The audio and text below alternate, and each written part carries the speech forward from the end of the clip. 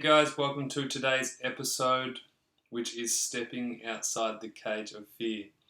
Now, what happens is we get stuck, we get paralyzed, we can't move, we can't do anything. We go through chronic fatigue syndrome or fibromyalgia for such a long period of time. It becomes so hard that what happens is we start to get caged around us by fear.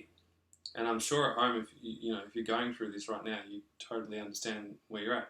You feel stuck. You feel like you're, you can't do anything. You can't breathe properly, right? And what happens is over a period of time, all these hard things happen, all this stress happens, all this confusion happens, and we start to build a cage of fear around us. It's almost like bars are literally put in front of us, so we can't do too much and we almost can't do too little because we're in constant fear around this jail cell that we've put around us. A cage of fear is what I call it.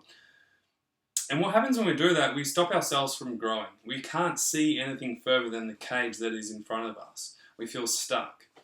And one of the things that I've found is that when people progress, they move past the fear.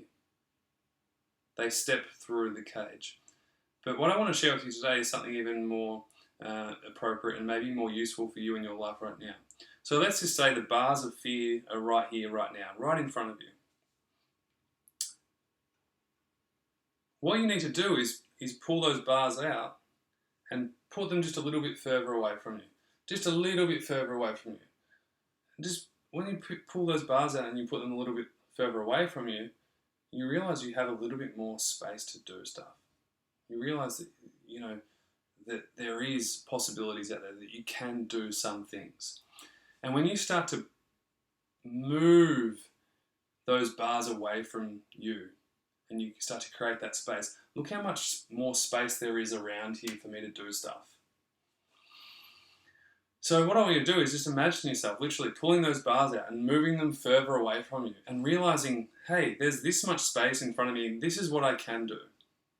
And when you start with that, you'll start to see the possibilities and your cage of fear will start to expand further away from you, meaning that you can do more. Now, why I say it like this is because I've seen so many people start with the cage of fear. We all do. Every single human does. We all start with the cage of fear right in front of us. And when we start to progress and we grow and we evolve physically, emotionally, spiritually, that cage of fear starts to go further away. It starts to dissolve, right? And when it starts to dissolve, we start to do more, we start to be more, we start to grow more, we start to evolve more. And when that happens, great things happen. So I just wanted to share that with you because sometimes fear can get in the way of some progress, but a lot of the time you can still progress when their fear is present.